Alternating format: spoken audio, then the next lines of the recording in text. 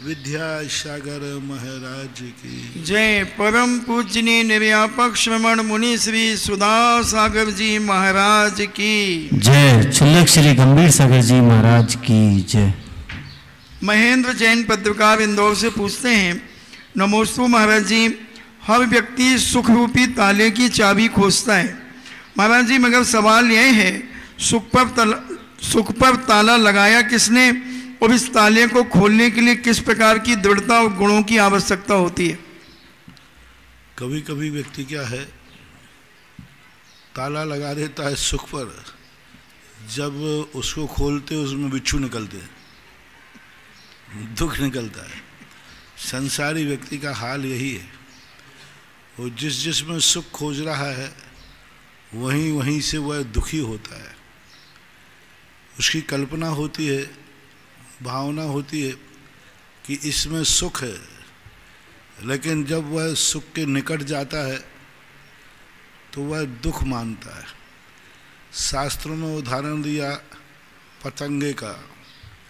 पतंगा होता है, वो लाइट में सुख मानता है और वो लाइट पे मंडराता है और इतना सुख मानता है कि उस लाइट के पास जैसे जाता है जल के नष्ट हो जाता है, दुखी हो जाता है।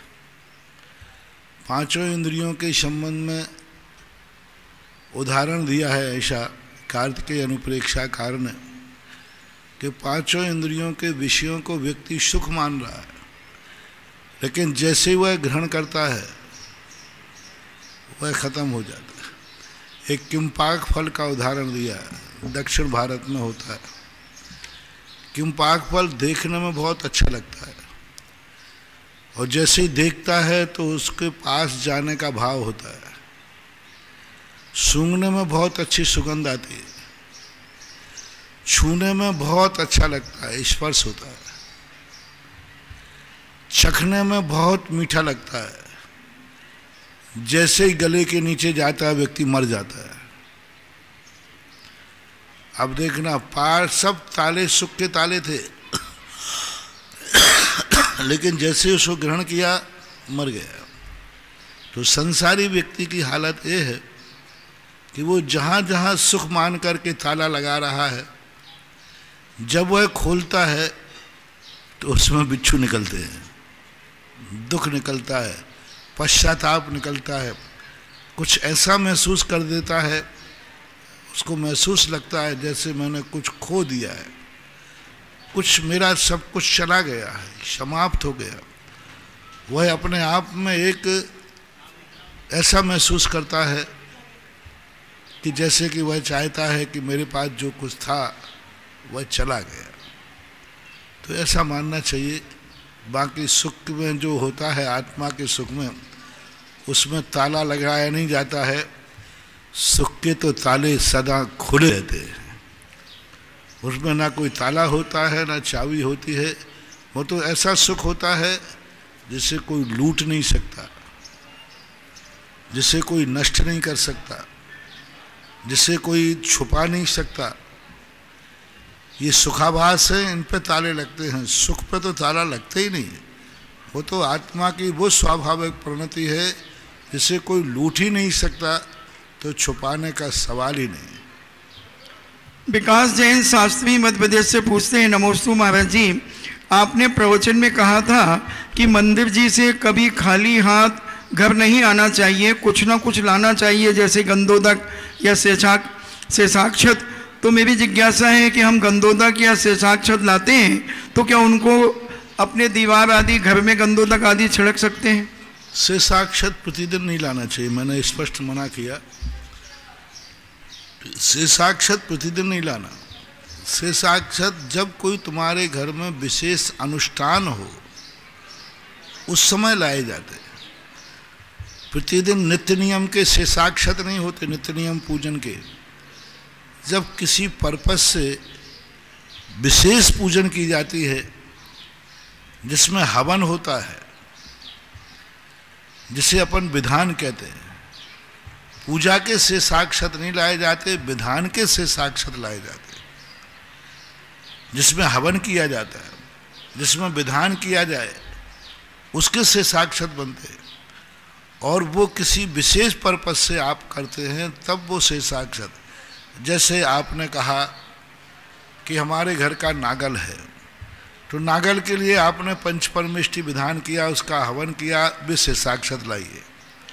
शांति विधान आपने किसी पर्व से साक्षात तभी मंगलकारी हैं जिस पर्पस से विधान किया जाए, उस पर्पस के विधान के से साक्षात आपको उस संबंध में काम आएंगे। ऐसा नहीं कि जहाँ कहीं विधान हुआ पूजा की थाली में उठाओ पुष्प ले जाओ, बोले होगा से साक्षात। चाहे तुमने पूजा की हो या नहीं को हो, पीले चावल रखे उठा के ले जाओ, नित्य नियम की पूजा तुम कर रहे हो उसके से साक्षात ले जाओ, नहीं। पूजा करने के पहले आपको संकल्प करना पड़ेगा कि यह विधान मैं इस पर्पस से कर रहा हूँ, इस मंगल के लिए कर रहा हूँ, इस सगुन के लिए कर रहा हूँ, इस अनिष्ट निवारण के लिए कर रहा हूँ। और उस संकल्प के फिर चावल उस पर्पस से आप ले जाएंगे तो वो से साक्षात कार्यकारी होते हैं।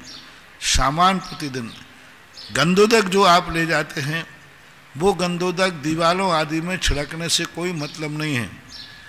अपने परिवार में उन लोगों के लिए ले जाना है जो मंदिर नहीं आ सकते हैं, बच्चे हैं, पशु हैं, नौकर चाकर हैं, जो मंदिर नहीं आ सकते, जो पूजा नहीं कर सकते, जो अभिषेक करने लायक नहीं हैं, उनके लिए गंधोदक ले जाया जाता है। गंधोदक का अर्थ ऐसे ही नहीं कि तुम यूं ले जाओ सगुन के लिए और वहाँ जाके फेंक दो। गंधोदक ले जाते समय भी आपको संकल्प करना पड़ेगा ये गंधोदक आप किस लिए ले जा रहे हैं। ऐसे ही प्रतिदिन लोटा भरो और ले जाओ, बोले कैसे ले जा रहा है, यूं सगुन के लिए ले जा रहा है, महाराज ने कहा है। पूरी बात सुना करो। गंधोदक घर लेते समय पहले संकल्प करो किनको ले जा रहे हो। महिलाओं के लिए, जो महिलाएं अभिषेक नहीं कर सकती, समय पर मंदिर नहीं आ सकती अभिषेक के समय पर, वो बच्चे जो मंदिर नहीं आ सकते पालने में हैं, उन रिश्तेदारों को, जो रिश्तेदार मेरे घर में दिन भर में आएंगे उनका मैं गंधोदक से स्वागत करूंगा। और गंधोदक से मैं स्वागत करूंगा इसलिए ले जा रहा हूँ। आपको गंधोदक ले जाते समय आपको पर्पस घोषित करना पड़ेगा, संकल्प करना पड़ेगा, तभी वो गंधोदक आप घर ले जा सकते हैं। यूं नहीं कि ले गए तो छिटक दिया, ऐसा मान। चौधरी आशी जैन सागर से पूछती हैं, नमोस्तु गुरुदेव, आपके चरणों बारंबार नमोस्तु। मैं अपनी विल पावर शक्ति को कैसे बढ़ाऊं? मैं कोई भी कार्य करती हूं मुझे बहुत डर लगता है, एग्जाम आदि में भी डर लगता है। नमोस्तु महाराज, आप आशीर्वाद दें और आज्ञा दें किस प्रकार से। अपनी योग्यता का मापदंड कीजिए, अपने आप पर विश्वास कीजिए। यदि आपकी अंतर की भावना, आपकी तैयारी पूरी है तो डरता नहीं है। जब व्यक्ति कहीं ना कहीं से तुमने बदमाशी की है तभी तुम्हें डर लग रहा है। पूज्यवर पूज्यपाद स्वामी ने धवला जी में लिखा, मारणांतिक समुद्घात कौन करते हैं? जिनको ये डर लगता है कि मैंने जिंदगी में पाप ही पाप किए, मैंने जिंदगी में बहुत बुरे कार्य किए, मेरा मन बुरा है, मेरी दृष्टि बुरी है, मेरा सब कुछ बुरा है, हे भगवान अब मर के मैं कहाँ जाऊंगा, उनके मन में भय पैदा होता है। लेकिन जिन लोगों ने कोई गलत नहीं किया उनका मन नहीं डरता, वो मारणांतिक समुद्घात नहीं करते। वो ही रात के 12 बजे पेपर, 5 रुपए का पेपर 50 रुपए में लेते हैं, जिनको मालूम है कि नंबर मेरे फेल हो सकता हूँ मैं, जिनको मालूम है मेरे पेपर बहुत अच्छे आए हैं, वे रात के 12 बजे प्रेस पे पेपर देखने नहीं जाते। सुबह पेपर आ जाता है तो भी नहीं देखते, वो सीधी मार्कशीट लेने जाते हैं। वो कहते हैं पेपर ही अच्छा गया है, क्या देखना, मैं तो नंबर हो गई। तो ऐसी स्थिति में अपराध प्रवृत्ति कोई ना कोई तुम कर लेते हो, उस कारण से डर लगता है।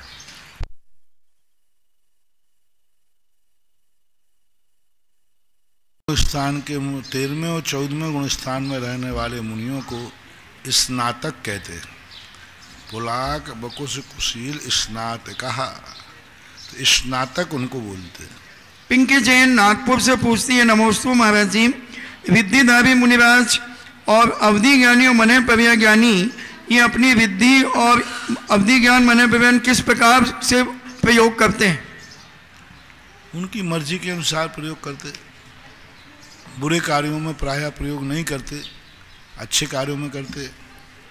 अवध ज्ञान जब उनको प्रकट होता है तो सदा अवध ज्ञान नहीं लगाते फिरते, बहुत कम अवध ज्ञान लगाते। वो तो जिनके पास नहीं होता है वो कल्पनाएं करते हैं, जिनके पास जो वस्तु होती है ना, यदि वो दिन भर अवध ज्ञान लगाते पड़े तो सामायिक ही नहीं होगी, ध्यान ही नहीं होगा, क्योंकि अवध ज्ञान जब भी लगाएंगे विकल्प आएगा, प्रमाद आएगा। इसलिए बहुत कम दूसरे की मन की बातों को जानने के लिए उनके मन नहीं होते। क्या जानना? जब कोई विशेष हो, धर्म को लाभ हो, धर्म की हानि हो, कोई विशेष लाभ होने की संभावना हो, तभी वो अवधि मना पर ज्ञान लगाते हैं। उनकी इच्छा अनुसार ही वो लगा सकते हैं जिनके पास होता है। अतिशय जैन मांगरोल बारा से पूछते हैं, नमोस्तु महाराज जी, देव शास्त्र गुरु की भक्ति तीनों सामान्य होती हैं और कम समय में हम किसी एक की भक्ति करें तो किसकी करें? सर्वप्रथम देव की करना चाहिए। हालांकि देव शास्त्र गुरु तीनों की भक्ति ही एक साथ बताई हमारे, लेकिन फिर भी देव प्रथम है, क्योंकि उन देव से ही जिनवाणी निर्मित है, उन देव के द्वारा ही गुरुओं का मार्ग प्रवर्तन होता है। तो सबसे पहले जो नमो ह्यंताणम कहा है वो, लेकिन सामान्यतः देव शास्त्र गुरु से ही तीनों उपकारी है। देव अकेले से कल्याण नहीं होगा, शास्त्र भी चाहिए, गुरु भी चाहिए। तो आज पंचम काल में हमारे लिए देव से ज़्यादा शास्त्र और गुरु का महत्व है, क्योंकि उन्हीं के द्वारा हमारा उपकार होना है, उन्हीं की वाणी से हमें सम्यक दर्शन होना है। इसलिए भूमिका के अनुसार फिर भी देव प्रथम वंदनीय है। देखो जैसे भक्तांबर में आता ना, प्रथम जिनेन्द्र सम्यक प्रणम्य जिन पाद, दूसरे श्लोक में है शायद प्रथम जिनेन्द्र, प्रथम जिनेन्द्र देव वंदनीय है। ऐसा सुब्रा जैन तेल वाले सिरोन से पूछते हैं, महाराज जी मैं 9 साल की बच्ची हूँ, आपके प्रवचन सुनती हूँ और आपने प्रवचन में पूजा और दान के बारे में बताया, तो मैं रोज अकेले भगवान की पूजा करती हूँ और मुझे 10 रुपये मिलते, मैं उसमें से 2 रुपये दान करती हूँ। महाराज जी पूजा में कोई दोष मुझे लगता है तो उसके लिए मैं क्या कर सकती हूँ? 9 साल की उम्र में पूजा कर रही हो, यही तुम्हारे लिए बहुत अच्छा है। तुम्हारे सारे दोष माफ हैं, क्योंकि पूजा। और सबसे बड़ी चीज़ है, मैं सदा सब लोगों से कहता हूँ, दान हर व्यक्ति को देना चाहिए। दान पारिवारिक होते हैं, सब परिवार मिल के देते हैं, लेकिन दान को आवश्यक में रखा और आवश्यक प्रतिदिन करना है। त्रिकाल 24 ही प्रतिदिन नहीं बनेंगे, मंदिर प्रतिदिन नहीं बनेंगे, धर्मशाला संशाला प्रतिदिन नहीं बनेगी, इनका समय का निश्चित है और एक बार बन जाएंगे फिर क्या करना है। दान प्रतिदिन दान देने का व्यक्ति का नियत होना चाहिए, निश्चित होना चाहिए। तो दान किसमें से दिया जाए? 2 प्रकार के दान दिए जाएं। जब तक तुम कमा नहीं रहे हो, माँ बाप से खर्चा लेते हो, हर बालक को पूरे भारत की जैन समाज से मेरा कहना है, बहुत बड़े अपने बालकों को सिद्धि बनाओ, लक्ष्मी पुत्रों को जन्म दो, उनके हाथों में ऐसा पुण्य वर्णाएं आए कि वो जिस माटी को छुए वो सोना हो जाए। जब तक वो व्यापार करने लायक हो, जब भी जो व्यापार करें पौवारा हो। कैसे होगा? बचपन से ही उनसे कहो, बेटा तुम अपने खर्च में से दान दो। जब तक तुम कमा नहीं रहे हो, माँ बाप से खर्च ले रहे हो, तब तक हर व्यक्ति को कुछ ना कुछ खर्च के लिए मिलता है, अपने उपयोग के लिए मिलता है, उसमें से खर्च दो। जैसे बच्ची ने कहा मुझे प्रतिदिन 10 रुपये मिलते हैं, मैं 2 रुपये दान के लिए करती हूँ। अब ऐसी बिटिया अपने प्रतिदिन 2 रुपये निकाल रही है, जिस घर में जाएगी साक्षात लक्ष्मी बरसेगी वहां पर। हर बालक को ये संस्कार दो, बेटा बोले पापा आप दे देना, आपके पास पैसा तो बहुत है, हमें क्यों 10 रुपये में से दे रहा, उसमें से 10 रुपये में 2 रुपये मंदिर में दूं, आप दे दो ना मेरी तरफ से, पापा 10 रुपया मुझे दे देना, 5 रुपया मंदिर में देना। बेटा नहीं, गुरु ने कहा है कि मैं दान दूंगा, ये तुझे नहीं फलेगा, तेरे खर्चे में से दो, जो जो तुम खर्च करते हो, जिस प्रकार का तुम खर्च करते हो, तुम्हारे लिए जो खर्च मिलता है उसमें से देना है। अब वो खर्च सब प्रकार का होता है। आपका दिन भर का खर्च कितना है, उतना में से आप अपने पापा माँ को कहिए मेरे में आज दिन भर में मेरे पर 100 रुपया खर्च होता है, मैं 5 रुपया प्रतिदिन मेरे खर्च में से कम कीजिए। मैंने एक दिन कहा था आप 5 चॉकलेट खाते हैं, हम 4 खाएंगे, 1 चॉकलेट का पैसा हम दान में देंगे। यदि ये बच्चों में तुमने संस्कार दे दिया अपने खर्च पर, महिलाएं कमाती नहीं है, महिलाएं ने बहुत बहानेबाज होती हैं, बहुत इतना बहाना इनके, महाराज जी हम क्या करें, जब प्रदीप भैया इतना इनके पीछे पड़ता है बेचारियों के, महिलाएं तुम तो बोलो तुम तो गृह लक्ष्मी हो, तिजोरी की चाबी तुम्हारे पास हो, एक पे असर नहीं पड़ता, कोई नहीं बोलती महिलाएं, हालांकि इनको अधिकार है, 1-2% बोलते। फिर इनसे जब अलग से पूछो कोई, महाराज जी आप समझो, भैया को समझाओ, हम महिलाएं हैं, हम लोग कमाते तो है नहीं, हम कैसे बोल सकते, कमाने वाले पुरुष ने बोलो चलो ठीक है, और मेरे सामने बहाना बनाना चलता नहीं। मैंने कहा ठीक है तुम कमाते नहीं, कमाए पर टैक्स नहीं है, जो तुम्हारे लिए खर्च करती है, जो खर्च होता है उस खर्च का % निकालो दान में। अब जितना तुम खर्च करती हो उस खर्च का निकालना। हर महिला प्रतिदिन कुछ ना कुछ तो खर्च करती है, महीने भर में साल भर में 1 साड़ी लाती हो, वो आपका खर्च है। आप अपने लिए जेवर सोना चांदी बनवाते हो, वो आपका खर्च है। आपके ऊपर जो खर्च किया जा रहा है, जो खर्च आप करते हैं, उस खर्च में से आप अपना % दान में निकालिए। पति का दान नहीं, पति के द्वारा दान नहीं, आपका खर्च में से दान निकालिए। मैं अपने खर्च में, जो मुझे जेब खर्च में से मिलता है, जो मेरा खर्च में मिलता है, उसमें से दान देना सीखो महिलाओं, जो तुम्हें मिलता है। इतना खर्च तो मैं अपने ऊपर करती हूं, उसमें से इतना खर्च तो मैं ना दान में निकाल के दूंगा। देखो आप लोगों को क्या सिद्धि होती। आप ये मत सोचिए पति मेरा है, वो कमा रहा है, जो बोलेगा वो दान, वो % तुम्हें अलग मिलेगा। तुम्हारा धर्म क्या है? इसलिए बच्चों को, महिलाओं को जो नहीं कमाते हैं, उनको अपने व्यय में से दान देना चाहिए। बच्ची ने बहुत अच्छा प्रश्न किया है। सारे लोगों को सबक लेना चाहिए। 10 रुपया उसको खर्च के मिलते हैं, वो 2 रुपया दान में निकालती है।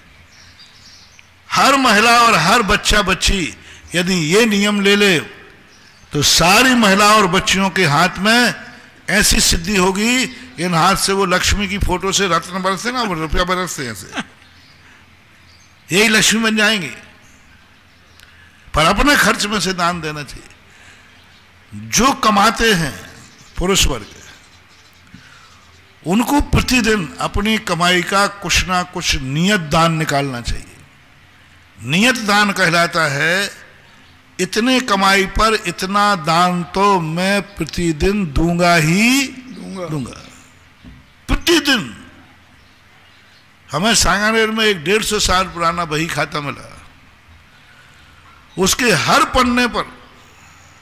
पन्ने पर जब रोकड़ बंद होती है, 2 लाइनों के नीचे उसमें धर्म खाते 4 आना पाई, पहले पाई चलते थे, कुछ ना, एक पन्ना नहीं मिला जिसके नीचे धर्म खाते में जब पूरे खर्च क्रेडिट और डेबिट होता ना, जमा और नामे, तो नामे के नीचे लिखा रहता था जब पूरा दोना ने इतना रुपया धर्म का। और जब भी पूरा पन्ना खुला, सवेरे उठ करके पहले कलम लिखता था दान की, 2 पाई, 1 पाई, 10 पाई, पहली शुरुआत कलम से करता था दान की। अब ऐसे लोग सांगानेर में रहते थे, तब वहां रत्नों की मूर्ति बैठाल पाए। सबसे बड़ा जोहरी बाजार था वो, आमेर का मीना बाजार कहलाता था। तो आप लोगों से मेरा कहना है, जो दिन भर में कमाते हो, कमाई पर ध्यान दो, दान दो। इतना तो मैं प्रतिदिन दूंगा, ठीक है, प्रतिदिन जोड़कर महीने भर में दे देना, प्रतिदिन जोड़कर साल भर का इकट्ठा दे देना। फिर जो एक्स्ट्रा जो बड़े बड़े दान दिए जाते हैं, ये दान अलग हैं। ऐसा आय और व्यय पर दान देने की परंपरा हमारे शास्त्रों में थी और वही सिद्धि का कारण है। हेमलता पांड्या गुमास्ता नगर इंदौर से पूछती, नमोस्तु महाराज जी, एक बार बड़े पंडित जी ने बताया था कि अधिकांश सीटों का रिजर्वेशन देव पर्याय के स्वयंभू रमण समुद्र के जीवों के द्वारा होता है, तो हम इसे कैसे समझें? स्वयंभू रमण समुद्र के लोग जो जीव हैं वो मर करके स्वर्गों में उनका रिजर्वेशन, मतलब स्वर्ग ज़्यादा जाते हैं? नहीं, ज्यादा जाते ऐसा तो नहीं। अधिकांश सीटों का रिजर्वेशन देव पर्याय के लिए स्वयंभू रमण समुद्र के जीवों द्वारा होता है। वो बात ठीक है, तो कैसे होता है? देवों में, क्योंकि जो 16वें स्वर्ग आदि के जो देव होते हैं, वहाँ तो असंख्यात देव हैं और मनुष्य तो 29 अंक प्रमाण है, इनकी संख्या बहुत कम है। तो स्वर्गों में जो पूर्ति होती है वो स्वयंभू रमण समुद्र में स्थित जो कर्मभूमि सम्मूर्छन जीव होते हैं उनके द्वारा होती है। ये बात तो सही है, लेकिन ये बात गलत है कि स्वयंभू रमण के सम्मूर्छन जीव अधिकतम स्वर्ग जाते हैं। नहीं, बहुत कम जाते हैं। 2.5 द्वीप से उनका परसेंटेज कम है स्वर्ग जाने का, परसेंटेज कह रहा हूं। जितना 2.5 द्वीप से के मनुष्य त्रियंश स्वर्ग जाते हैं, परसेंटेज में स्वयंभू रमण के द्वीप के जीव परसेंटेज में कम जाते हैं। संख्या में 2.5 द्वीप से संख्यात स्वर्ग जाते हैं, स्वयंभू रमण से असंख्यात जाते हैं। लेकिन उनका परसेंटेज तो देखो वहां कितना है, असंख्यात जाते हैं और असंख्यात गुणा, असंख्यात गुणा। मान लीजिए, सपोज कीजिए, आर्यखंड में 2.5 द्वीप में मनुष्य त्रियंश यहाँ के 100 में से 40 स्वर्ग जाएंगे मान लीजिए, तो स्वयंभू रमण समुद्र के 100 में से 2 जाएंगे, 98 दुर्गति जाते हैं। क्योंकि वहाँ धर्मोपदेश का भाव विशेष रूप से है। कुछ जाते देवता धर्मोपदेश देते, वहाँ निमित्त नहीं है, वहाँ निमित्तों का बहुत बड़ा भाव है। इसलिए एक प्रश्न हमारा सही है कि स्वर्गों की पूर्ति स्वयंभू रमण द्वीप से होती है, लेकिन स्वयंभू रमण के अधिकतम जीव स्वर्ग जाते हैं, ऐसा कहना गलत है, आगम विरुद्ध है। राजीव जैन शिवार्थी अमर पाटन से पूछते हैं, नमोस्तु महाराज जी, हम श्रावकों को अपना जीवन ऐसे कैसे बनाएं कि हमारे परिवार के लोग और अड़ोस पड़ोस के लोग धर्ममय हो जाएं और अधिक से अधिक कर्मों की निर्जरा वो कर सकें? देखो, दूसरे को धर्मात्मा बनाने की जो बात है वो हम पुरुषार्थ कर सकते हैं, हम प्रयास कर सकते हैं। हम उनको बनाने के लिए जिस समय वो परेशान हो, दुखी हो, उस समय उन पर चोट कर सकते हैं। व्यक्ति अच्छे दिनों में कम सुधरता है, बुरे दिन में ज़्यादा सुधरता है। जब किसी के अच्छे दिन चलते हैं उस समय व्यक्ति को समझाओगे वो समझेगा नहीं। एक अमीर आदमी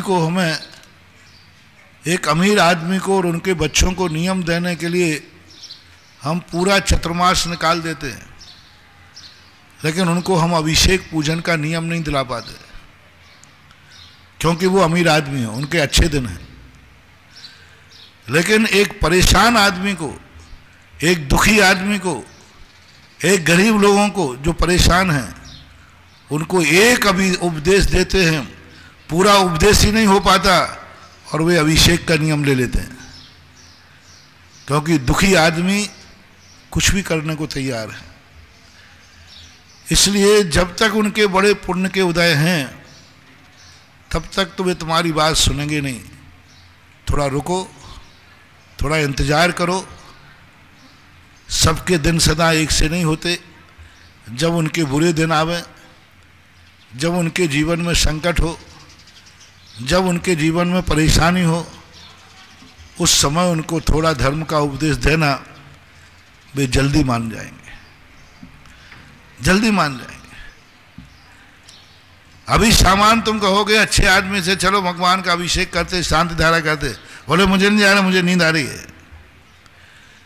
जिस समय उनका कोई संकट अटका हो, ऑपरेशन थिएटर में मरीज हो और डॉक्टर कह रहा हो खतरे में है, उस समय तुम कहना देखो मैंने सुना है शांति धारा में बड़ा चमत्कार है, चलो शांत, अच्छा चलो चलो ले मेरी बोली लगा दो और ले लेना बोली। अब ये कौन से समय पे ली? तो दो प्रकार के लोग होते हैं। एक अच्छे दिनों में सुधर जाते हैं और अच्छे दिन वो धर्म में ही व्यतीत करते हैं, दूसरे बुरे दिनों में धर्म करते हैं। तो समझ में आए तो ठीक, नहीं समझ में आए तो जब उनके ऊपर कोई ऐसी विपदा आए उस समय उनको धर्म का उपदेश देना, शायद वो सुधर जाएंगे। मीना शास्त्री उदयपुर से पूछती हैं, नमोस्तु महाराज जी, जिनालय का आशीर्वाद पाकर हम बहुत कृतार्थ हो गए हैं और ऐसा लग रहा है कि जिनालय हमारा बन गया, अब जीवन रहे ना रहे कोई विकल्प नहीं। महाराज जी प्रश्न है कि मृत शरीर के ऊपर कोई रुपया पैसा आदि जो रख देते हैं तो क्या वह मंदिर के उपकरण आदि में उपयोग लिया जा सकता है? पहली बात, चौलेश्वर में अभी मंदिर तो शुरू होने में टाइम लगेगा। अब कई लोगों ने कहा कि बोले महाराज जी मंदिर बन तो जाएंगे, ये चौलेश्वर है, मैंने कि तुम्हें आम से मतलब कि गुठली से? तुमने तो बोल दिया तो तुम्हारा मंदिर तो बन गया, लिखा गया रजिस्टर, अब बने या ना बने तुम्हारे खाते तो लिखा है, तुम्हें आम से मतलब है गुठली से? मंदिर बने या ना बने, लेकिन तुम्हारी घोषणा होते ही तुम्हारे खाते में तो मंदिर लिखा गया। लेकिन ये मत करना फिर महाराज घोषणा कर दी बाद में मनाऊंगा ही नहीं मैं, वो गड़बड़ नहीं करना है। तुम्हारी तरफ से तो कोई कमी नहीं। मेंढक भगवान के दर्शन करने जा रहा था लेकिन वो दर्शन नहीं कर पाया। दर्शन करने जा रहा था भगवान महावीर स्वामी, लेकिन दर्शन नहीं कर पाया। लेकिन उसको दर्शन का जो फल था वो पूरा मिला, वो मर के स्वर्ग गया। दर्शन का पूरा फल मिला और दर्शन कर नहीं पाया, रास्ते में मर गया। शास्त्रों में ऐसे कई उदाहरण है। इसी प्रकार मंदिर बने या ना बने, आपका मंदिर तो आपने बना लिया उसी दिन जिस दिन आपने आनंद भाव से आशीर्वाद लिया। इसलिए जो जो दान की घोषणाएं करते हैं, यदि उनके मन में बेईमानी नहीं है तो हमारा तो मन है कि मंदिर बनना चाहिए, बनाने के लिए घोषित किया, लेकिन कुथित का जाचित आपकी आयु पूर्ण हो गई, आप नहीं बना पाए। आप मंदिर बोले थे, आप राशि नहीं दे पाए क्योंकि टाइम, मैंने 8-10 साल मंदिर बनाने की तारीख घोषित की, तुम्हारी जिंदगी की नहीं तो कई लोग गड़बड़ कर देवे। अब महाराज मैं मरूंगा नहीं 10 साल तक, ये नहीं कहा, मैंने तो अपनी गारंटी नहीं ली कि मैं 10 साल में नहीं मरूंगा। तुम्हारी किसी की भी गारंटी, तो एक पल की भी गारंटी ना तुम्हारी है और ना हमारी है। लेकिन फायदा देखो कितना है। अपना मंदिर बोला आपने, और आपने मंदिर बोलते ही मान लीजिए कुछ कदाचित आयु खत्म हो गई, मरण को प्राप्त हो गए, जैसे ही आप मर के वहां जाओगे आपके खाते में लिखा होगा तुमने एक मंदिर बनाया है, चौलेश्वर पारसनाथ में। बोले साहब नहीं बनाया, कल ही तो बोला है और आज मैं यहाँ गया। बोले तुमने बोल दिया ना, उसी समय हमारे यहाँ कंप्यूटर से रिकॉर्ड हो गया था, इसने मंदिर बना दिया। संकल्प का पुण्य होता है।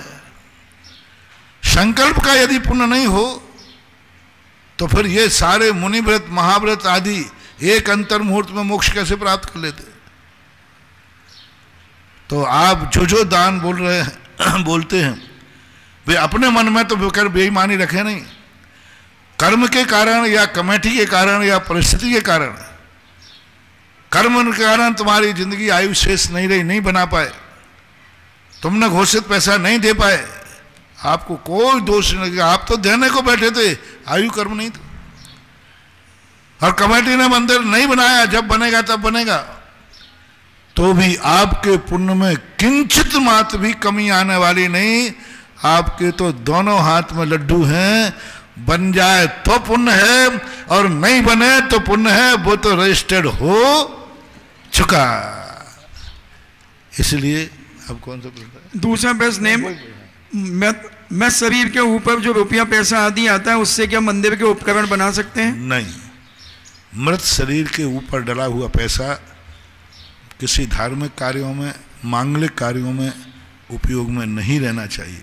हाँ, मृत व्यक्ति के निमित्त से बोला हुआ दान हो सकता है। मृत पर एक तो अर्थी पर डालना और एक अर्थी के सामने बोलना कि मैं अर्थी उठाने के पहले इन क्षेत्रों को इतना इतना दान बोलता हूँ, वो बोल सकते हो। दान घोषित कर सकते हो। अर्थी पे पड़ा हुआ पैसा मांगलिक कार्यों में नहीं लिया जाता है। शुभ और अशुभ के सगुन की बात। हम मंदिर बनाने वालों को किस प्रकार की भावना रखना चाहिए और कौन से मंत्र का जाप करना चाहिए? सदा एक ही भावना रखना चाहिए कि हे भगवान, आज मैंने जैसा जिनेन्द्र देव का मंदिर बनाया, एक दिन में ऐसे मंदिरों को स्वर्णमय बनाऊं और ऐसे मंदिरों को बनाने के बाद धर्म की सदा प्रभावना हो, सदा भावना भाए। और ये जो कार्य हमारे हुआ है इससे इतनी प्रभावना हो, इतनी प्रभावना हो कि लाखों लाखों लोग इस मंदिर में आकर अपने पाप कर्मों का क्षय करें, सम्यक दर्शन को प्राप्त करें, आत्मा की शांति प्राप्त करें। क्योंकि मंदिरों में जिनेन्द्र देव की मूर्ति के दर्शन से निधत्त निकाचित कर्म क्षय देखे जाते। देखो महाराज, एक मंदिर बनना चाहिए कि ज़्यादा मंदिर? मैं आपसे पूछता हूँ, एक मंदिर में आप कितने बार नमोस्तु करोगे? एक वेदी है एक मंदिर में, मैं कह रहा हूं कि तुम्हें 72 बार नमोस्तु करना है।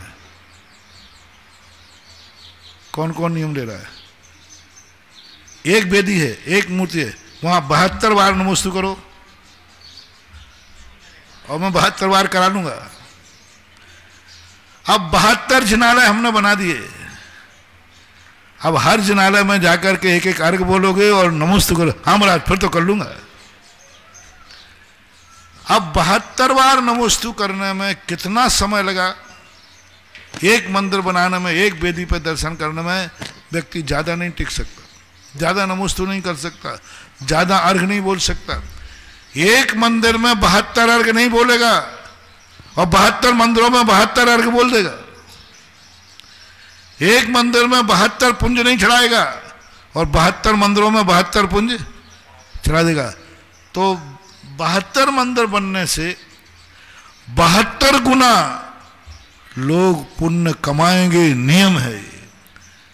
तीर्थ क्षेत्रों पर पुण्य क्यों?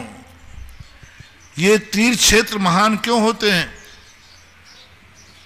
जहां अनेक मंदिर होते हैं उसका नाम तीर्थ क्षेत्र है और जहां एक मंदिर होता है उनके नाम मंदिर है।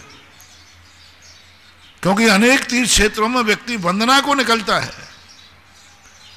अब तुम किसी कहीं बड़े क्षेत्र पे जाओ, सोनागर जाओ, तो सब लोग रात में उतरते, सुबह जल्दी नहाएंगे धोएंगे। बोले कहाँ चलना है? वंदना करने चलना है। कितने घंटे लगेंगे? 2 घंटे लगेंगे। और एक ही मंदिर हो तो व्यक्ति 2 घंटे समय नहीं लगाएगा। इतने मंदिर होने से वो 2-3 घंटे में लौट के आता है। अब 3 घंटे तक उसका धर्म का भाव रहा, पूजा का भाव रहा, अर्चना का भाव रहा, क्योंकि वहाँ इतने मंदिर हैं। 3 घंटे, और एक ही मंदिर होता तो एक मंदिर में तुम 3 घंटे लगा दोगे? 10 मिनट 15 मिनट बोले चलो। तो ये होता है महत्व। तो कितना बड़ा आपके द्वारा मंदिर बनाने में लोग वंदना करेंगे, और वंदना करने के बाद जिस समय उनके मन में भाव आता है, ओहो धन्य है जिन लोगों ने ये मंदिर बनाए, विशाल बनाए, वो सब परसेंटेज है। परम पूज्य आचार्य गुरुदेव श्री विद्यासागर जी महाराज के आज्ञानुवर्ती शिष्य निर्यापक श्रवण मुनि पुंगव श्री सुधासागर जी महाराज के मुखारविंद से देश विदेश में विराजित अपने घरों में टीवी के समक्ष चिन्हवाणी चैनल के माध्यम से, सुधा कलश चैनल के माध्यम से ऑनलाइन जिज्ञासा भेजने वाले, सुनने वाले सभी दर्शक गणों की ओर से गुरुवर के चरणों में त्रिवार नमोस्तु नमोस्तु नमोस्तु। महाराज श्री आपके आशीर्वाद से इस क्षेत्र पर बनने वाली त्रिकाल चौबीसी में भी एक 71 कलश का जिनालय त्रिकाल चौबीसी में बनाने की भावना भाई है। और इसी क्षेत्र के चौखले में विराजित ऐसा परिवार जिसने गुप्त दान में एक जिनालय बनाने की भावना भाई है। जोरदार तालियों के साथ अनुमोदना करेंगे, क्योंकि नाम के लिए दुनिया में बहुत सारे लोग दान करते हैं, लेकिन गुप्त दान सबसे बड़ा महादान होता है। तीर्थ रक्षक इस क्षेत्र पर बनने के लिए मैंने कहा था कि तीर्थ रक्षक बनना मतलब जीवन की सबसे बड़ी पॉलिसी है। आप अगर तीर्थ रक्षक बनोगे तो आपकी सुरक्षा कवच तैयार होगा और आपका कभी भी दुर्घटनाग्रस्त मौत नहीं होगी, आपका जीवन हमेशा सुरक्षित रहेगा। ऐसे श्रीमान ताराचंद जी, सुधा जी, अंकुर, प्रीति, अयास, मालवी नगर, अलवर, जिन्होंने 1,11,000 में तीर्थ रक्षक बनकर इस क्षेत्र के लिए प्रदान किया है। और साथ ही भूदान हेतु 11,000 रुपए की राशि श्रीमान नरेश, ज्योति, रोहित, राहुल, विनीता, झांझरी, पुलगांव महाराष्ट्र से 11,000 रुपए की राशि सूर्यकांत, पद्मा, अमित, स्वाति, विद्या जैन साहे परिवार पुलगांव महाराष्ट्र से। देखिएगा दक्षिण भारत से भी भूदान हेतु यहाँ पर दान राशि प्रदान की है।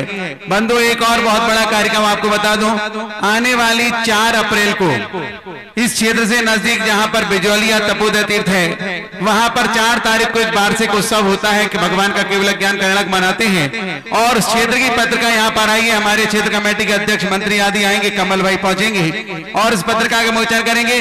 बंधु जिसको भी तपोदय तीर्थ पर शांति धारा करानी हो, 4 अप्रैल 4 अप्रैल है ना, एक चौथ है 1 अप्रैल, अच्छा 1 तारीख को चौथ के दिन केवल ज्ञान कल्याणक है। तो ऐसी पत्रिका के विमोचन पूज्य गुरुवर के चरणों में आए हैं। चौथ बदी, चैत बदी चौथ को भगवान को केवल ज्ञान था।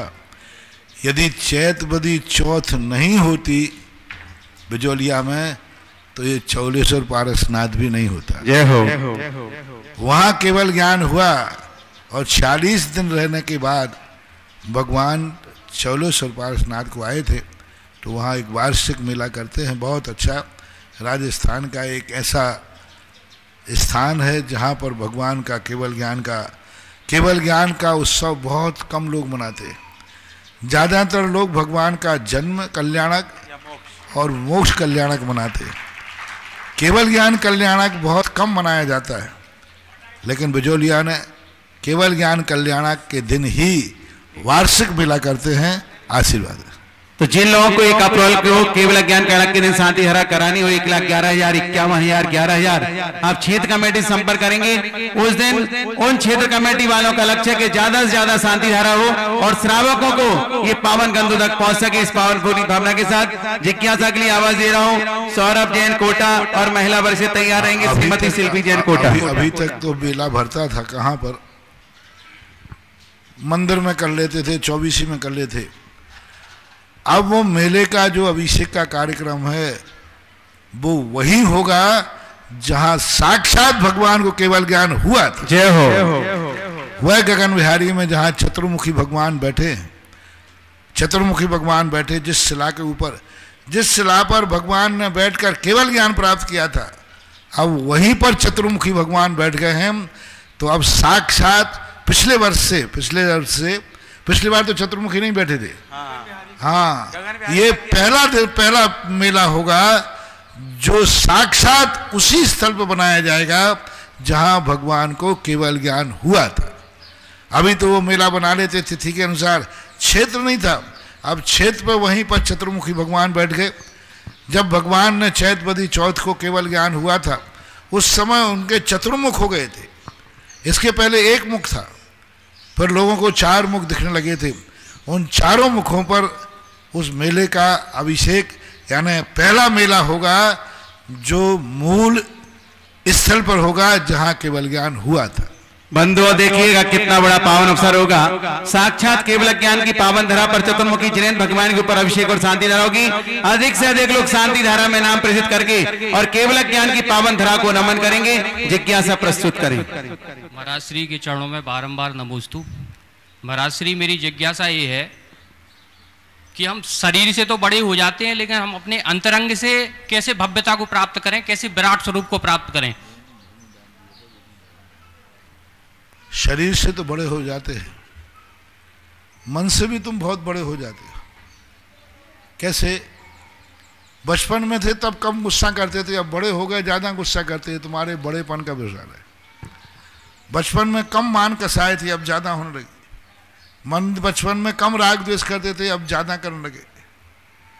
तो कलयुग में या संसार की अवस्था है, जैसे जैसे व्यक्ति बड़ा होता जाता है उसके पाप और कसाएं बढ़ती जाती है।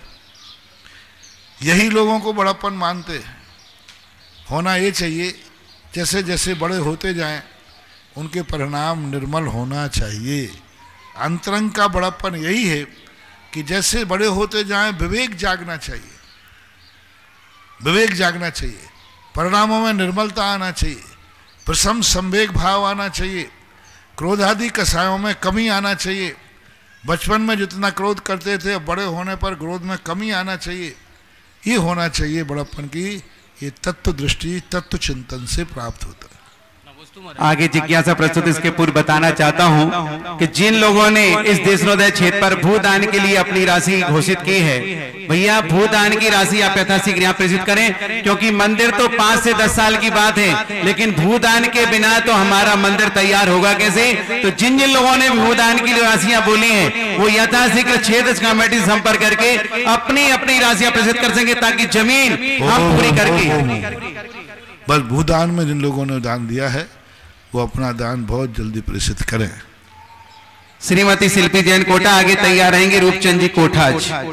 हे ऋषिवर, हे मुनिवर, हे यतिवर, हे मेरे जीवन को बदलने वाले, मेरे जीवन में प्रकाश भरने वाले, मेरा कल्याण करने वाले मुनिवर के चरणों में मेरे और मेरे ससुराल पक्ष, मेरे मायका पक्ष, सभी परिवार जन की ओर से नमोस्तु नमोस्तु नमोस्तु।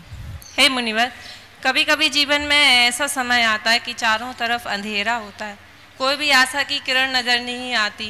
धैर्य बहुत रखते हैं, भगवान की भक्ति भी पूजा करते हैं कि एक दिन ये समय बदल जाएगा, पर ऐसा होता नहीं है। और भी बेकाल मतलब विकट परिस्थिति आ जाए, उस समय व्यक्ति अपना अंदर का साहस तोड़ दे, छूट जाए और कुछ गलती हो जाए उससे, उसके बाद उसे उस गलती के बाद पश्चाताप भी हो, वो क्षमा भी मांगे, पर लोग बाग उसे क्षमा ना करें, तो वो उस परिस्थिति में क्या करे कि वो क्षमा। पहली बात तो जब परिस्थितियां कोई भी साथ नहीं दे, समझ लेना यही अच्छा मौका है धर्म शुरू करने का।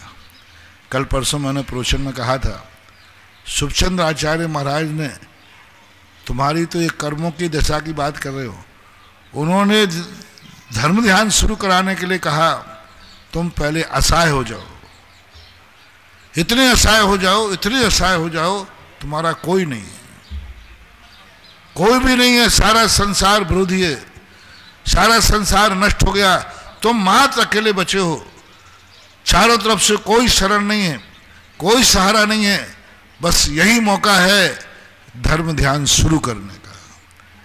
यहीं से शुरू होता है धर्म ध्यान, यहीं से ध्यान शुरू होता है। साधु को देखो, धर्म करने के लिए साधु को सबसे पहले चौराहे पे खड़ा कर दिया, सब छुड़ा दिया, माँ बाप छुड़ा दिए, परिवार छुड़ा दिया, अस्त्र वस्त्र शस्त्र सब छुड़ा दिए, एक कौड़ी भी नहीं रखने दी, सब कुछ। बोलो महाराज श्रवण, तुम्हारा कोई है? बोले कोई नहीं है। कोई सहारा है? बोले कोई सहारा नहीं है। बस अब तुम साधु बन के धर्म ध्यान कर सकते हो। तो यदि चाहे ज्ञानी व्यक्ति तो जब चारों तरफ से असहाय हो जाए उस समय वो अपने धर्म ध्यान की बहुत बड़ा उत्थान कर सकता है। धर्म ही उस समय उसको शरणभूत होता है। रही बात सामने वाले की क्षमा याचना की, उससे हमारे लिए लेना देना नहीं है। हमें अपने आप को देखना है कि हमने उसको क्षमा कर दिया। हो सकता है सामने वाले को इतनी हानि हो गई हो कि वो हानि तुम्हारे क्षमा के सामने उस हानि की पूर्ति नहीं कर सकता। उसको इतनी बड़ी हानि हो गई, अब उससे कहो कि तुम मुझे क्षमा कर दे, सरल नहीं है। एक व्यक्ति ने किसी के बेटे को मार दिया, बेटा मर गया, और बाद में वो क्षमा मांगने पहुंच गया, भाई क्षमा करो मेरे से गलती हो गई। अब बोले एक और बेटा चला गया है, एक और क्षमा मांग रहा है, बेटे का गम ज्यादा है कि क्षमा करने की खुशी ज्यादा है? बेटे का ज्यादा है। तो कभी कभी सामने वाले की इतनी हानि हो जाती है, इतनी हानि हो जाती है कि वो क्षमा करने की स्थिति में नहीं आ पाता। तो हमें देखना चाहिए कि वस्तुतः वो कैसे क्षमा कर दे। मेरी भूल से सामने वाले को हानि कितनी हो गई, उस स्थान पर मैं होता तो क्या क्षमा कर देता? हर व्यक्ति क्षमा मांगने में तो माहिर है, क्षमा करने में नहीं। क्षमा मांगना सरल है क्योंकि गलती हुई है, क्षमा करना कठिन है क्योंकि उसकी गलती को भूलना है। तो उस समय हमें यह सोचना चाहिए, कोई मेरे साथ यदि ऐसी गलती करता तो क्या मैं क्षमा कर देता? ये चिंतन उस समय करना चाहिए। आगे रूपचंद जी कोठाज के बाद तैयार रहेंगे कुमारी गहा हरसोरा आवा। हे गुरुवर, आपके चरण कमलों में मेरे व मेरे परिवार की तरफ से त्रिकाल नमोस्तु नमोस्तु नमोस्तु। हे गुरुदेव, मेरी एक जिज्ञासा है, सिद्ध ब्रह्मेष्ठी भगवान की प्रतिमा का पंच कल्याणक होता है क्या? और अभी हमारे मंदिर में सिद्ध ब्रह्मेष्ठी भगवान की प्रतिमा है, उसका अभिनय करना चाहिए और उसका क्या फल है? अभिनय करना चाहिए मतलब अभिषेक करना चाहिए और उसका क्या फल है? कैसी प्रतिमा है वो? कटी हुई प्रतिमा है बीच में से खांचे वाली या साबुत है? साबुत यानी पूरी बनी हुई है कि वो खांचे में कटी हुई है? पीतल की कटी हुई है। अरे वही तो पूछ रहा हूं, वो बीच में खांचा होता ना। पहली बार तो लोगों में भ्रम है कि सिद्ध भगवान की मूर्ति खांचे वाली होती, पीतल में वो खांचा कटा रहता ना, वो सिद्ध भगवान है ही नहीं, उसकी प्रतिष्ठा नहीं होती। क्योंकि जहां सिद्ध भगवान है वहां तो खाली हम क्या अंक न्यास करें, मंत्र न्यास क्या करें, वो है ही नहीं मूर्ति। पूज्यवर यति विषम महाराज ने तुलोय परिणति में सिद्ध भगवान की मूर्ति का वर्णन यही लिखा है, जैसे अरहंत भगवान की मूर्तियां होती हैं ऐसे ही सिद्ध भगवान की मूर्ति होना चाहिए। बिल्कुल आकार प्रकार अंग मांस सिर के बाल और नख सिद्ध भगवान के और श्रीवत्स चिन्ह आदि ये नहीं होते। अष्टपरातिहार्थ से, हालांकि शास्त्रों में केसों से नख से रहित भी नहीं लिखा। यति विषम आचार्य महाराज ने पूज्यवर ने इतने लिखा, अष्टपरातिहारे रहित सिद्ध भगवान है, अष्टपरातिहारे सहित अनंत भगवान है। लेकिन है ऐसे मूर्ति होना चाहिए। ये जो खांचे वाली मूर्ति है, यह मूर्ति कहीं आगम में वर्णन ही नहीं है। महात्मा पंडित जी साहब आसादर जी हुए मांडलगढ़ के 12वीं शताब्दी में, उन्होंने समझाने के लिए लिखा था कि कैसे होते हैं सिद्ध भगवान। जैसे कि एक चीज को किसी को ढालें और ढाल करके उस खांचे को उठा लें, तो जो चीज बचे वो अनंत भगवान सिद्ध भगवान है। यानी पीतल में से जो भाग निकल गया है वो सिद्ध भगवान है, वो आकार। अपन ने उसी खांचे को सिद्ध भगवान मानने लगे। बिल्कुल नहीं बैठना चाहिए, अभिषेक भी नहीं होना चाहिए, उसकी प्रतिष्ठा भी नहीं होती है। यदि ओरिजिनल सिद्ध भगवान पूरे हैं तो बराबर उनके 5 कल्याणक होते हैं। लेकिन वो बीच में पीतल में कटु लगा है, ना कोई पंचकल्याणक है ना शुद्धिकरण है, वो सिद्ध है ही नहीं। उन भगवान का अभिषेक नहीं होना चाहिए। रखी हुई मूर्ति है तो एक सिद्ध भगवान का आकार कैसा होता है इसके लिए एक आले में पैक करके रख दो, लेकिन वेदी पर उनकी पूजा करना, अभिषेक करना आदि आगम सम्मत नहीं है। आगे तैयार रहेंगे राजेंद्र जी काबरा पटवारी कोठाज गहा। नमोस्तु महाराज जी। महाराज जी मेरी जिज्ञासा है, हमें मधुमक्खी ने काटा और महाराज जी को भी मधुमक्खी ने काटा। हम तो औषधि लेने के बाद हमें आराम मिला, लेकिन महाराज जी के लिए तो कोई औषधि नहीं है, तो फिर उनमें इतनी सहनशीलता कहाँ से आई? हम भी इंसान हैं और वो भी इंसान है, तो फिर हमें इतनी सहनशीलता कैसे नहीं है? हम लोगों की जो औषधि होती है वो ध्यान होता है, साधना होती है और आहार चर्या होती है। औषधि के रूप में हम लोग आहार चर्या का प्रयोग करते हैं।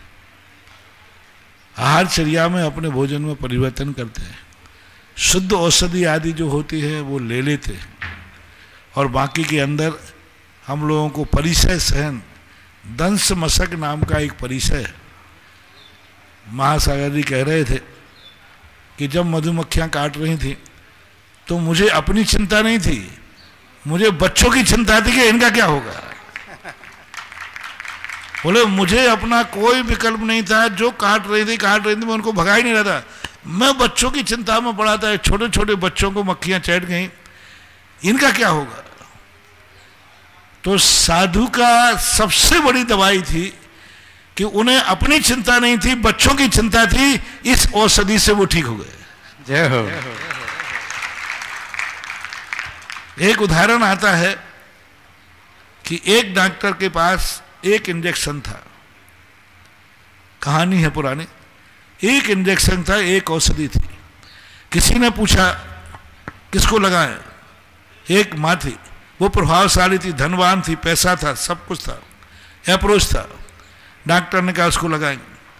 वो माँ जी स्वाध्यायशील थी, उसने कहा ये तो गरीब माँ है, इसका तो कोई भी नहीं है, कैसे क्या करें। तो उसने कहा डॉक्टर साहब ये इंजेक्शन इसको लगा लो। बोले आपका बेटा भी है? बोले इसका बेटा भी है, इसको लगाओ। इंजेक्शन उसको लग रहा है और बीमारी इसकी ठीक हो गई, वो ठीक हो गया, दोनों बच्चे ठीक हो गए। जय हो। तो साधु एक ही सोचता है। उस समय महासागर को ये ज्ञान में नहीं था कि मुझे मक्खियां काट रही हैं। उनको एक ही बात का टेंशन था, बच्चों को जो काट रही हैं इनको कैसे बचाऊं, क्या करूं, कैसे क्या करूं। यही उनको बार बार कहा, मुझे कोई विकल्प नहीं था, एक ही विकल्प, इन बच्चों का क्या करूंगा। तो ये जो तीव्र भावना है, यही भावना सबकी औषधि है। महाराज जंगल में बैठे थे, चारों तरफ से आग लगी, चारों तरफ से त्रियंच भयभीत हो रहे, घबरा। महाराज भी वहीं बैठे, उनको अपनी चिंता नहीं कि मैं भी जल जाऊंगा। महाराज क्या चिंता करते हैं, हे भगवान ये सारे त्रियंच जल जाएंगे, देखो कैसे भाग रहे हैं, कैसे तड़प रहे हैं, इनकी वेदना देखो। बस ये ध्यान, उनको अपनी चिंता नहीं कि मैं भी जल जाऊंगा, उन्हें उन त्रियंचों की चिंता है। उस चिंता के कारण से आकाश में ब्रह्मांड में परिवर्तन हुआ और जेठ की दोपहर में पानी बरस गया, त्रियंच भी बच गया, वे स्वयं भी बच गए। जय हो। तो साधु ये है, इसलिए महासागर महाराज की औषधि यही थी कि उन्हें तुम लोगों की चिंता थी कि इन बच्चों का क्या होगा। वही औषधि ने काम कर दिया और तुम्हें डॉक्टर ने औषधि दी। ठीक, पटवारी जी तैयार रहेंगे। इसके बाद श्रीमती पूर्वा जैन जयपुर। गुरुदेव के श्री चरणों में दास का प्रणाम स्वीकार हो। सर मैं जो प्रश्न पूछ रहा हूँ वो मेरा व्यक्तिगत प्रश्न है श्रीमान। गुरुवर से मेरा निवेदन है कि प्रश्न का स्तर भी इतना उच्च नहीं है कि मैं श्रीमान के चरणों में उस प्रश्न को रखूं, पर जिज्ञासा समाधान शिविर होने से मैं अपने आप को रोक नहीं पा रहा हूं। गुरुजी मेरी एक व्यक्तिगत प्रश्न ही है ये कि मैं जब बचपन से ही, जब मैं तीसरी चौथी क्लास में पढ़ता था, तभी से प्रभु के श्री चरणों में आधा घंटा, पौन घंटा या मेरा मन लग गया तो 1 घंटा ध्यान किया करता हूं। लेकिन अब आजकल के पिछले 2-5 सालों से कार्य की अधिकता की वजह से या ऐसा कोई दिन आता है जिस दिन मैं उस ध्यान को कर नहीं पाता हूं तो मेरा मन उद्विग्न हो जाता है। उद्विग्नता की बात तो मुझे समझ में आती है गुरुवर, पर यह बात समझ में नहीं आती कि जब मैं बिना ध्यान के घर से निकलता हूं तो मेरे मन में एक भय का माहौल बन जाता है कि आज मैंने प्रभु का ध्यान नहीं किया, पता नहीं मेरे साथ कोई घटना नहीं हो जाए। जब मैं रोज ध्यान करता हूं तो फिर मेरे मन में ये भय कैसा।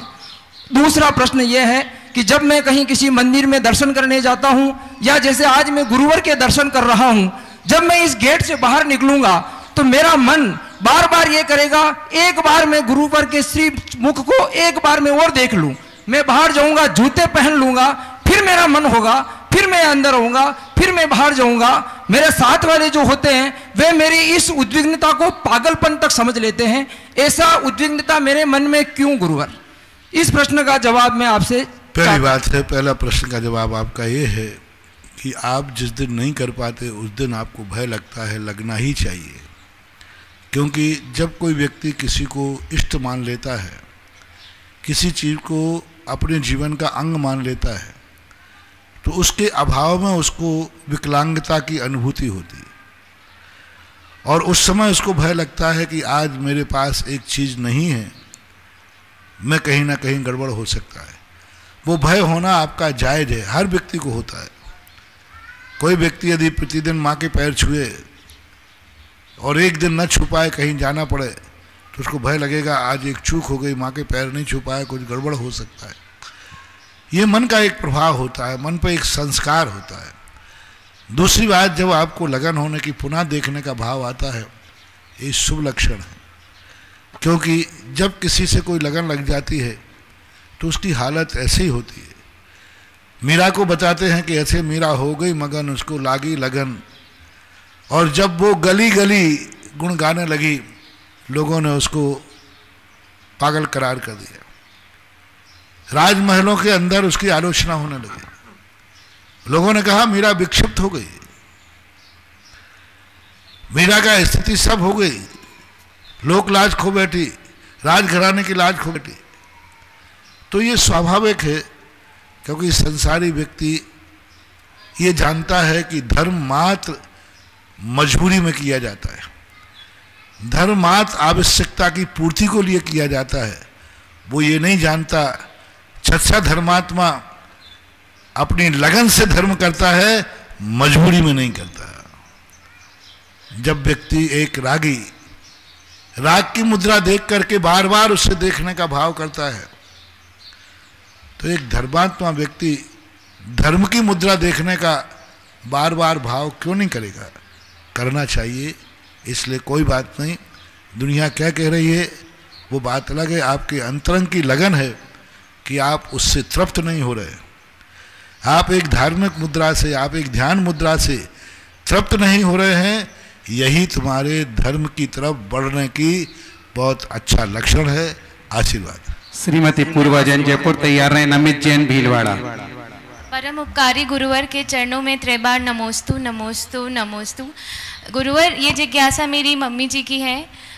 मम्मी जी को हमेशा, जैसे पहले तो वे स्वयं चलकर मंदिर चले जाया करती थी, मंदिर घर के पास था, फिर हम बाहर जो मेट्रो सिटीज़ हैं वहाँ गए तो थोड़ा मंदिर दूर था तो हम लोग लेके जाते थे। अब वापस जब आए हैं तो एक घर जो लिया है वो उससे मंदिर करीबन 2 किलोमीटर दूर है। तो मम्मी को ये लगता है मैं जितना धर्म और भगवान के समीप जाने की कोशिश करती हूँ तो स्वयं से उनको दूर ही पाती हूँ।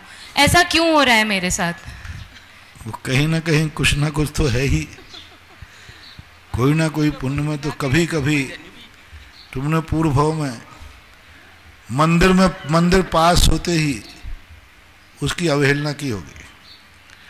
मंदिर पास में रहा होगा और दर्शन करने की इच्छा नहीं की व्यक्त की होगी, मंदिर पास में रहा होगा फिर भी उसकी उपेक्षा की होगी। तो कर्म ने कहा अब मैं तुम्हें मंदिर दूर दिलाता हूँ और फिर आपकी परीक्षा करता हूँ कि दूर मिलने पर भी आपको मंदिर पास लग रहा है तो अगली बार तुम्हारे लिए मंदिर पास में मकान मिल जाएगा। नमोस्तु गुरुवर, नमोस्तु। कभी कभी पूर्ण कर्म अपना दंड देता है। बोले पास में रह करके तुमने मंदिर की उपेक्षा की, पास में रह करके तुमने मंदिर छोड़ दिया, तो अब मैं तू दूर भेजता हूँ और तुम्हारी लगन देखता हूँ कि दूर रह करके भी मंदिर पास है, दूर नहीं है, और ऐसा मान करके तुम मंदिर का सम्मान करोगे तो वो कर्म कट जाएगा। ये तुम्हारी परीक्षा है। तुम यही मानो भगवान कितने दूर दे दो, लेकिन मैं तेरे मंदिर को दूर नहीं मानूंगी, तेरा मंदिर सदा पास मानूंगी, तो कर्म हार जाएगा, तुम जीत जाओगी। नमोस्तु गुरुवर, नमोस्तु। नमित जैन भीलवाड़ा तैयार रहेंगी। भाविका जैन। नमोस्तु महाराज जी। महाराज जी, मेरा प्रश्न ये है कि जब पहले काल से लेकर छठा काल वापस शुरू होगा तो क्या वही चीज़ जब पहले जैसी दोहराई जाएगी, जैसे रामायण में वापस वही राम वही रावण वापस वैसे बनेंगे क्या? राम रावण वो आत्माएं तो नहीं आएंगी, लेकिन राम बनेंगे, बलभद्र दूसरी आत्माएं होंगी, नारायण प्रति नारायण भी होंगे, सब होगा। आगे छठे काल के बाद पुनः वही काल आएगा जो पहले यहाँ काल थे। नमोस्तु। आगे तैयार रहेंगे ब्रह्मचारी कमलेश धुंधरी केकड़ी। नमोस्तु महाराज जी।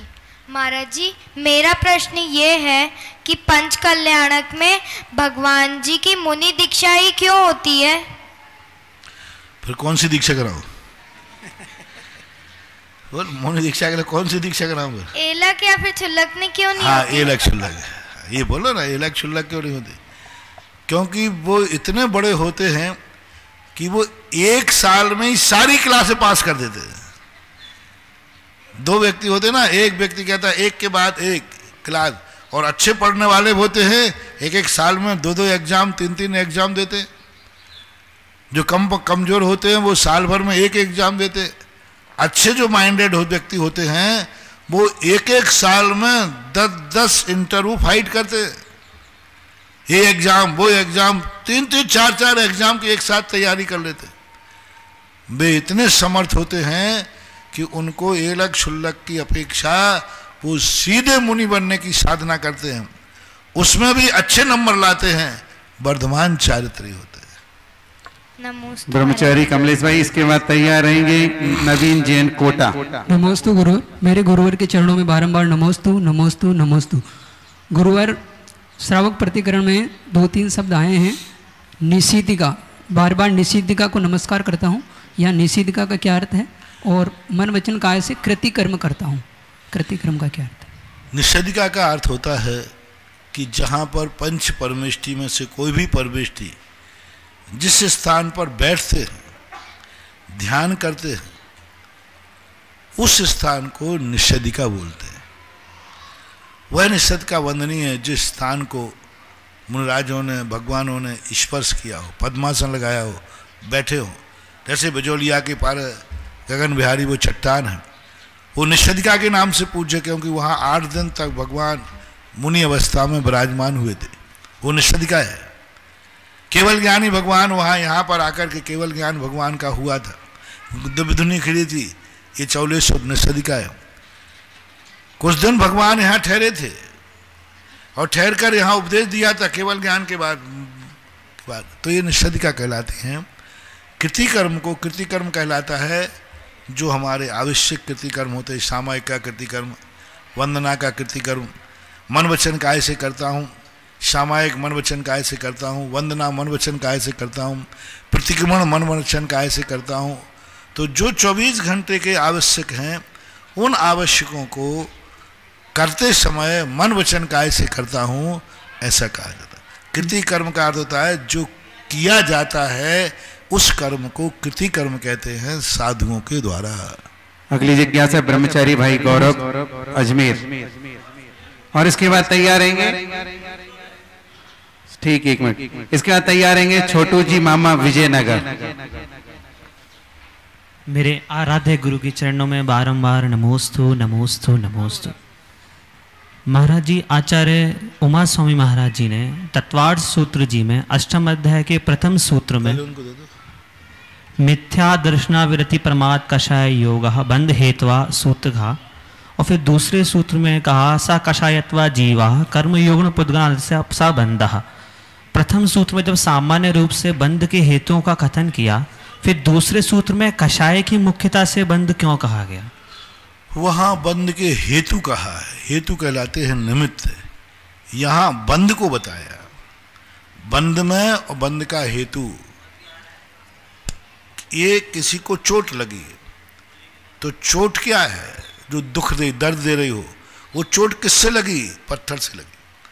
तो वहाँ बंध के हेतु किन किन निमित्तों से बंध होता है। पर बंध क्या है? सकसयात्वाद जीवा पुद्गलान ददत्ते शबंदा। कसायवान जीव के पुद्गलों का आकर आत्मा के साथ चिपक जाना, इसका नाम होता है बंध।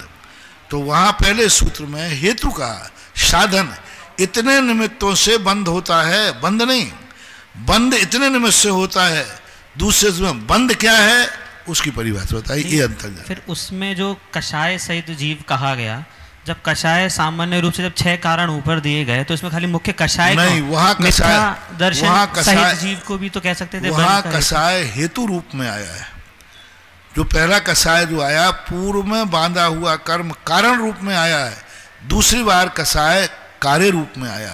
कारण रूप यानी जब तक ये कषाय नहीं करेगा बंद नहीं होगा, तो बंद करने में कषाय कारण है, उसी कषाय को जब बंद रहा है तब भी कषाय है, कषाय कर रहा है तब बंद होगा, ये कारण हुआ, हेतु हुआ।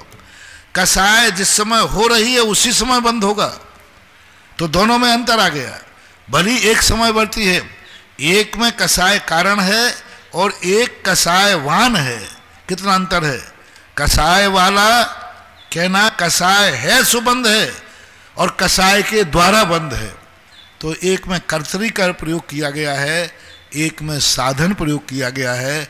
व्याकरण के अनुसार कर्तरी और साधन प्रयोग एक ही चीज में, अग्नि से जला, अग्नि से तप रहा है, अग्नि तप रही है, ये लकड़ी जल रही है, ये अग्नि अग्नि से जल रही है, अग्नि के द्वारा जल रही है, ये जल रही है, कितना अंतर आ गया। अग्नि द्वारा जल रही है, अग्नि से जल रही है, अग्नि जल रही है, तो ऐसा प्रयोग किया जाता है। सुनील जैन सिलोदय तीर्थ क्षेत्र। मेरे आराध्य गुरुदेव के चरणों में सिलोदय तीर्थ क्षेत्र कमेटी की तरफ से त्रिबार नमोस्तु नमोस्तु नमोस्तु गुरुदेव। गुरुदेव पिछले साल भी हम बिजोलिया में पैदल यात्रा में आए थे होलिका में, और इस बार पिछले साल से कहीं बड़ा जत्था सिलोदय तीर्थ क्षेत्र से पुनः होली पे जहाँ चौलेश्वर पधार रहा है आपके दर्शन करने के लिए। हमारे हर साल ऐसे भाव बनते हैं कि हम गुरुदेव जहाँ भी रहे हर बार होली पे गुरुदेव के पास पहुँचे पैदल यात्रा लेके।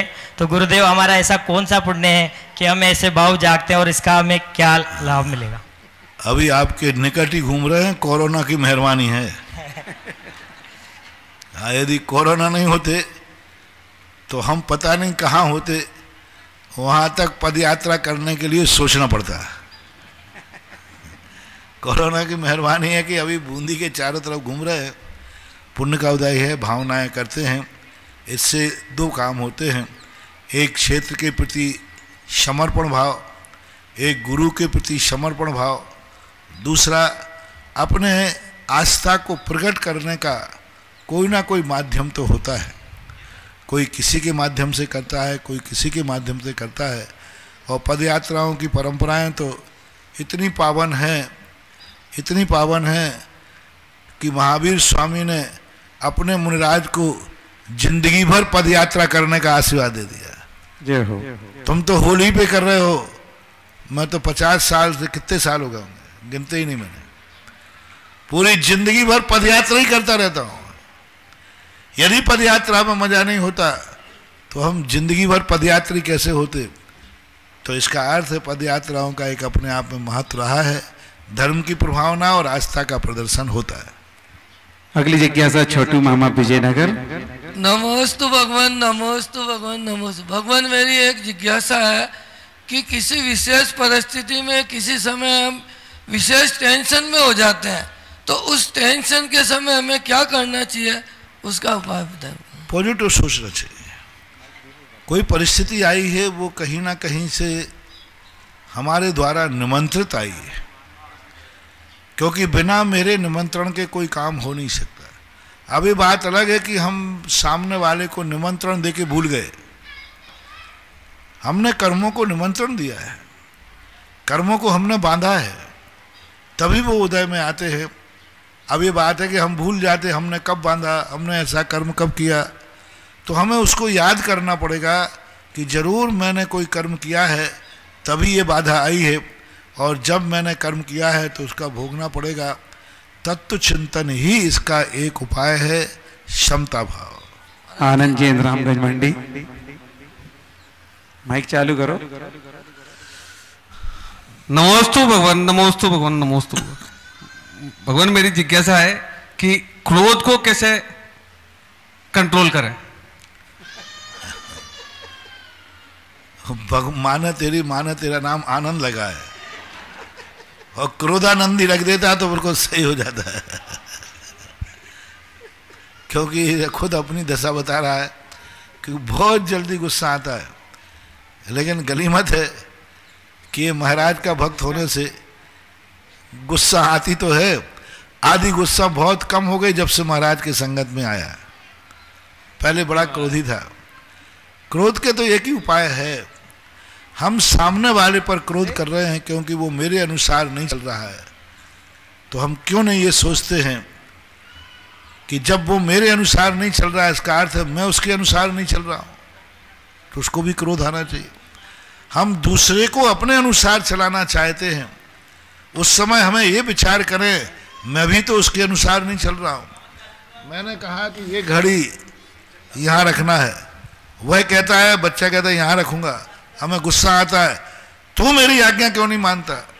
उस समय सोचना चाहिए ये मेरे अनुसार घड़ी नहीं रख रहा है और यहां रख रहा है, मैं यहां चाहता हूं, तो मैं भी तो इसके प्रतिकूल हूं, मैं भी तो गलत कर रहा हूं। जब मैं दूसरे के अनुकूल नहीं चल सकता हूं तो दूसरे को अपने अनुकूल चलाने का तुम्हें क्या अधिकार है। जब हम दूसरे की भावना का ध्यान नहीं रख सकते हैं तो तुम्हारी भावना का कोई ध्यान रखे ऐसा भाव करना व्यर्थ है। इसलिए हमें उस समय सोचना चाहिए कि उसकी ही गलती नहीं है, उस स्थान पर मैं होता तो क्या करता। वही करते जो वह कर रहा है, इसलिए वो ठीक कर रहा है, मुझे शांत रहना चाहिए। और गुस्सा हमेशा व्यक्ति को असमर्थ पर आता है, और असमर्थ पर क्रोध करना सबसे बड़ी कायरता बन जाती है। तो हमेशा क्षमा बड़न को चाहिए, छोटन को उत्पाद, ऐसा सोचना। अगली जिज्ञासा पवन भाई कासलीवाल पारोली। मेरा आराध्य गुरुदेव प्रातः स्मरणीय वास्तु विज्ञ जगत पूज्य निर्यापक श्रमण मुनि पुंगव 108 श्री सुधा सागर जी महाराज सत्संग को मेरा और मेरे परिवार की ओर से त्रिकाल बार नमोस्तु नमोस्तु नमोस्तु। पूज्य गुरुदेव, मेरी जिज्ञासा है कि आपके द्वारा नारेली, गुड़गांव, आवा, बिजोलिया, चांदखेड़ी व अन्य सभी तीर्थ क्षेत्रों के बारे में व वहाँ की एनर्जी के बारे में बताया है। हम जानना चाहते हैं कि श्री चौलेश्वर पार्श्वनाथ देशनोदय तीर्थ क्षेत्र में क्या विशेष है एवं यहाँ की अभिषेक शांति धारा करने वाले को, श्रावकों को क्या लाभ होगा। यहाँ की मैंने कहा ना एक दिन पूरी बाकायदा फिक्स रजिस्टर्ड एनर्जी तो मैं अभी चौलेश्वर जांच मशीन पर रखा हुआ है, बहुत जल्दी घोषित होने की भावना है। लेकिन फिर भी मैंने कहा था जहाँ केवल ज्ञान की वर्गणाएं खड़ी हों, भगवान का समूह आया हो, उस क्षेत्र की एनर्जी कम नहीं होती है। उस क्षेत्र की एनर्जी कई बार नाम में एनर्जी होती है, कई बार भूमि में एनर्जी होती है, अनेक प्रकार की एनर्जी के प्रतिबिंब देखे जाते हैं। अब यहाँ का सब कुछ थोड़ा सा लोगों में आकुलता बहुत है, लेकिन करूं क्या, मरीज सीरियस है, नवज पकड़ में नहीं आ रही है। गुरुदेव, बरसों बाद हमें ये सौभाग्य प्राप्त हुआ है। नवज होता ना, बहुत कुछ तो पकड़ में आ रही है, नवज पकड़ने के बाद मर्ज पकड़ में आएगा। तो थोड़ा सा चौलेश्वर आप पचाए सोचिए, मुझसरी के डॉक्टर को इस पेशेंट चौलेश्वर को पेशेंट बनाने में भर्ती करने के लिए 25 साल लग गए। जय हो। 25 साल से इस पेशेंट को मैं एंट्री नहीं दे रहा हूं। 25 साल बाद थोड़ा सा साहस हुआ कि आओ लाओ लाओ अब वेंटिलेटर लाओ, अब उम्मीद बन रही है। तो अब थोड़ा सा रखो, सब कुछ घोषित होने वाला है। सबको देखो, जो अपन ने घोषणाएं की थी अपन 75% सफल हो चुके। जय हो जय हो जय हो। इसी से आप अंदाज लगा लीजिए कि इस भूमि में अब क्या होने वाला है। इस भूमि की एनर्जी अब कैसे जागने वाली है। कुछ जाग चुकी है, कुछ जगाना पड़ेगी। ये चौले सीलोदय वाले बैठे वहां जाकर के मेरा दिमाग ही काम नहीं कर रहा, मैं करूं क्या, एनर्जी माइनस पे। प्रयास हुए, एनर्जी ऐसी बढ़ी बहुत ज़्यादा। यहाँ की एनर्जी को भी मैं बढ़ा रहा हूँ, बहुत मेहनत कर रहा हूँ, बहुत टकरा रहा हूँ, दिन रात एक कर रहा हूँ, लेकिन इसी से आप अंदाज लगा लें कि अभी 8 दिन भी पूरे नहीं हुए हैं अष्टांग का, एक शनिवार के दिन, आज शायद 8वां दिन है। 8 दिन के अंदर अपना 75% सफलता पे पहुंच गए। जय हो जय हो।